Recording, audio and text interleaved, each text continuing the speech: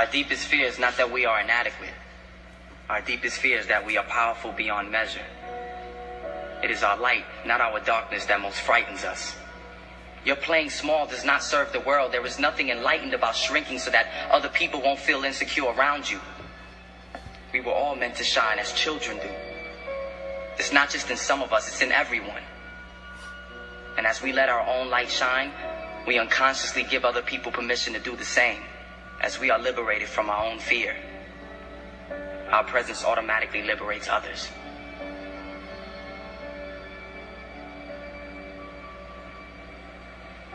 Sir, I just want to say thank you.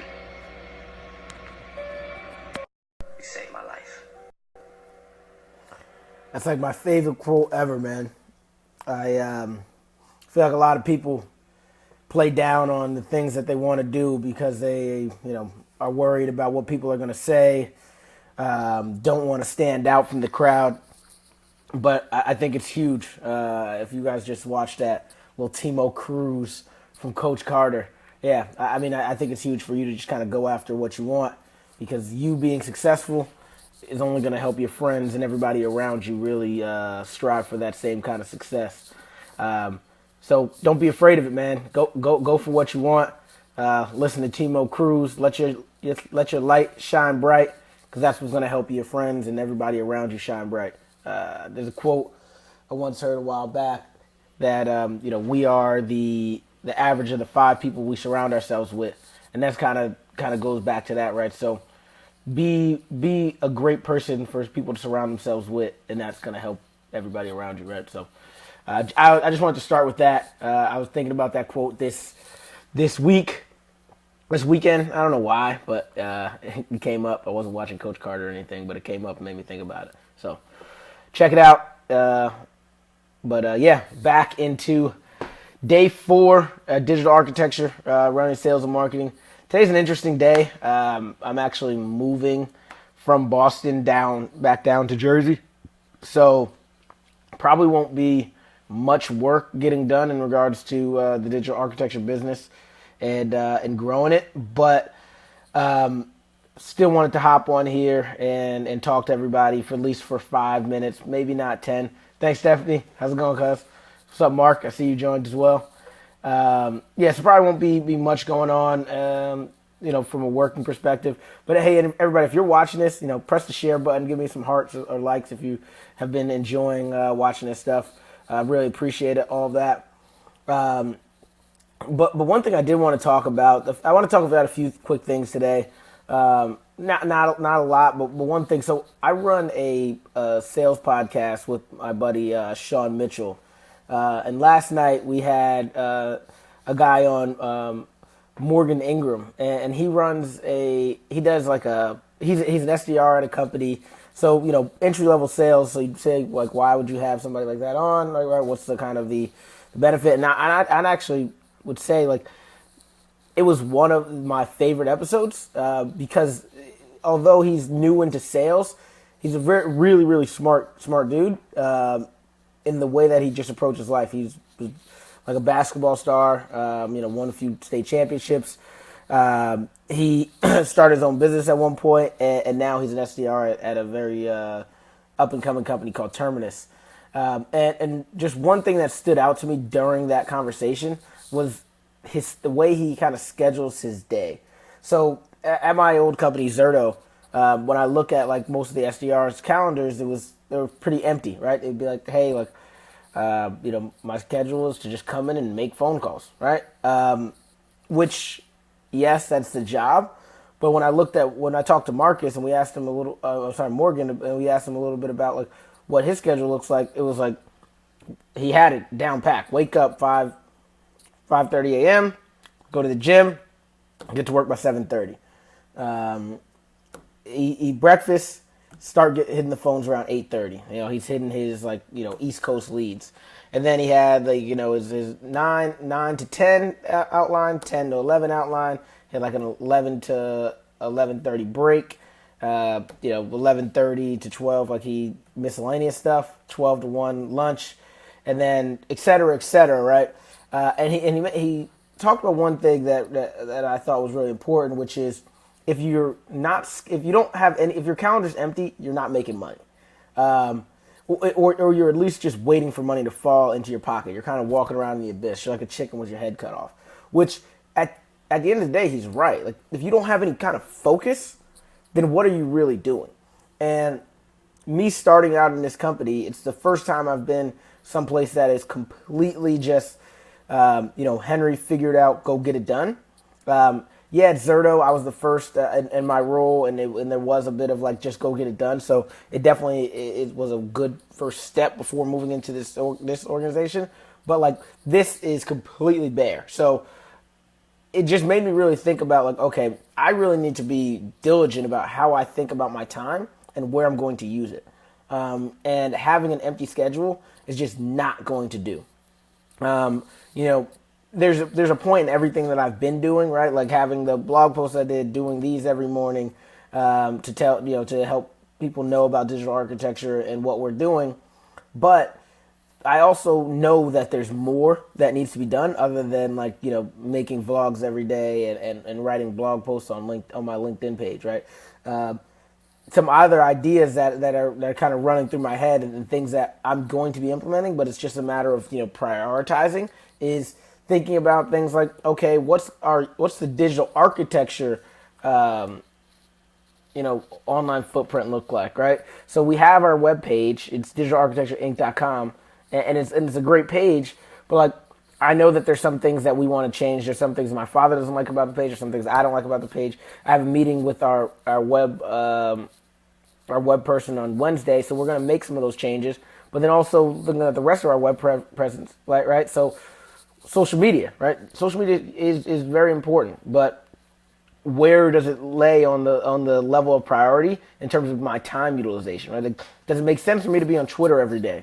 My opinion right now, no. I'm not going to be going very hard on Twitter. I need things that are going to have a more of an evergreen effect instead of like a tweet that lasts for the minute that you tweeted. So thinking about things like that, and so one social media that makes sense in my opinion in that regard is something like YouTube, right? So making some kind of YouTube series, maybe even doing some kind of Facebook Live with that, because these last for a lot longer time.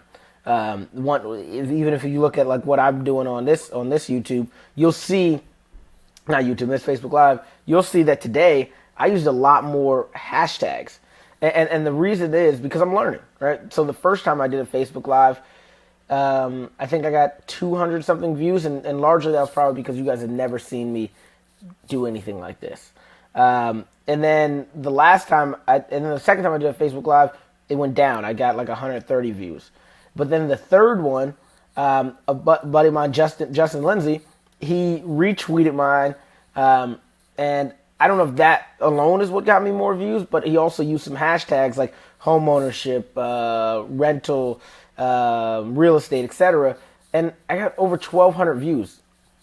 That was, the amount of extra people that watched was ridiculous. So just thinking about that kind of stuff is huge for me moving forward, because as I move to kind of doing more for the digital architecture in terms of growing it, that is what's going to help more people go into our website. That's what's going to help really start growing this brand and actually getting more business, right?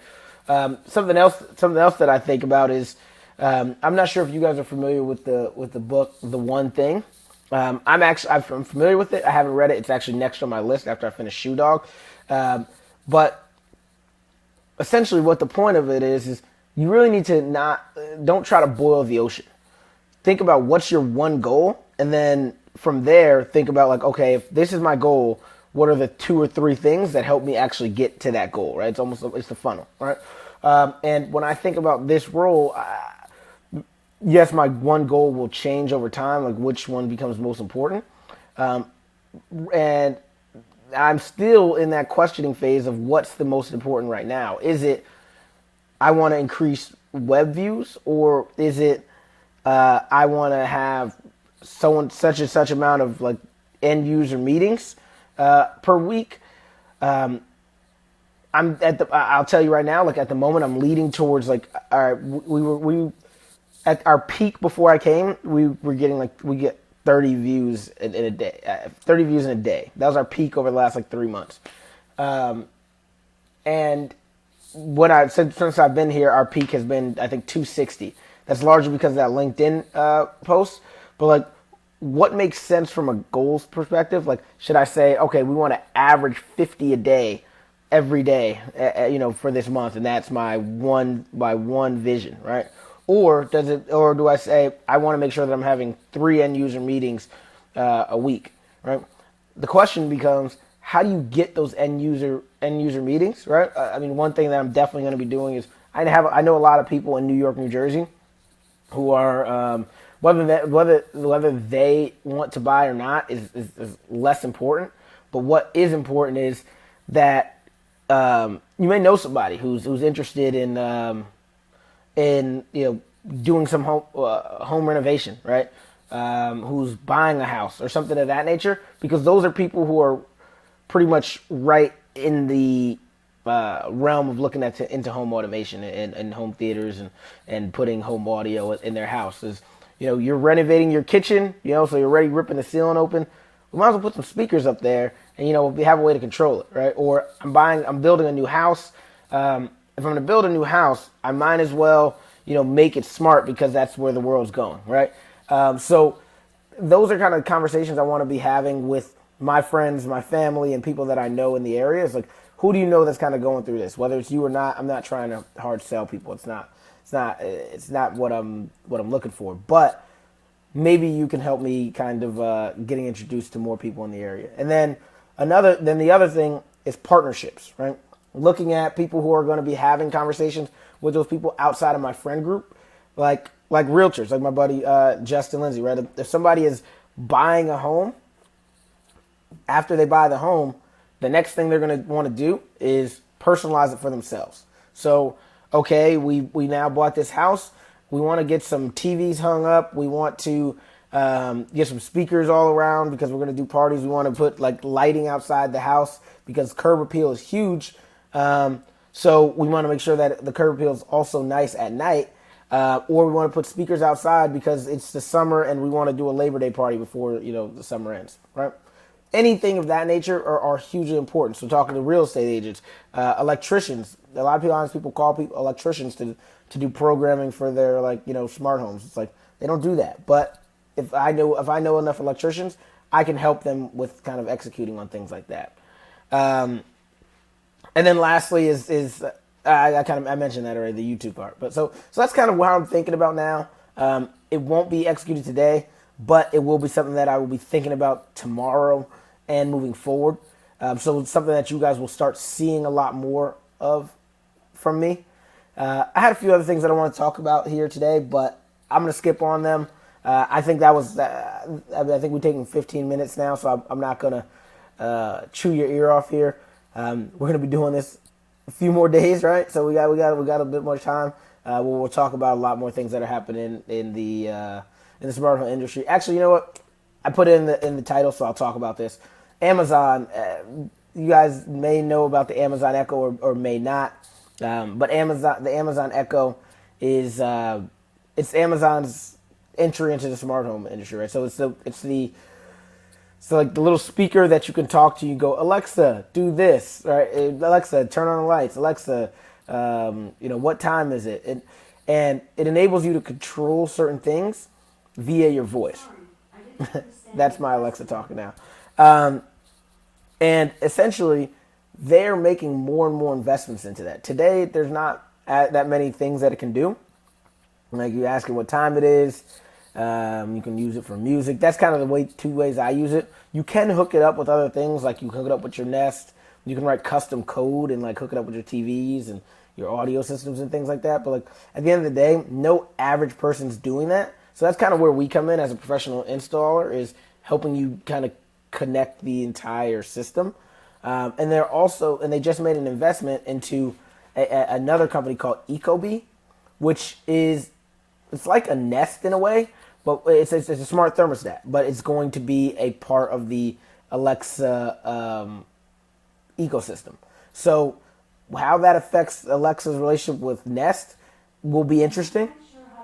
But at the end of the day, what it really shows is that Amazon's making some big investments here. They put $35 million into this company, so they see something there, and I'm grateful to see that. You know, as I mentioned last time, where the industry goes, do it yourself is becoming a lot more popular, or professional installation, because like things like that kind of take a bit of work.